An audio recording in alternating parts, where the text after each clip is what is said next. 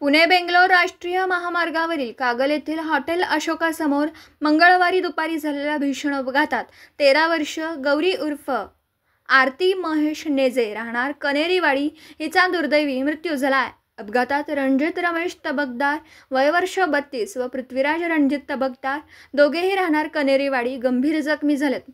घटनेबाबत अधिक माहिती अशी आहे की कोल्हापूरकडून कागलकडे येणारी स्विफ्ट कार MH12 HZ 2176 ने हॉटेल अशोकासमोर भरधाव वेगाने येत पाठीमागून स्प्लेंडर दुचाकी MH9 EX 3824 ला जोरदार धडक दिली।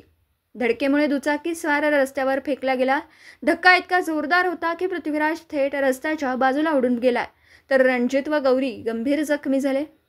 अपघातानंतर तात्काळ उपचारासाठी जखमींना रुग्णालयात दाखल करण्यात आलं, मात्र गौरीचा मृत्यू झाला।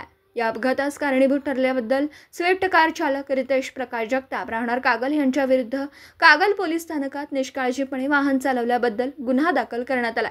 पुढील तपास पोलीस रमेश तावरे करीत आहेत। हा अपघात महामार्गावर सुरक्षित वाहतूक व्यवस्थेची गरज अधोरेखित करतोय। दिवसभरातील घडामोडींचा आढावा घेण्यासाठी पाहत रहा N24 मराठी न्यूज चॅनल।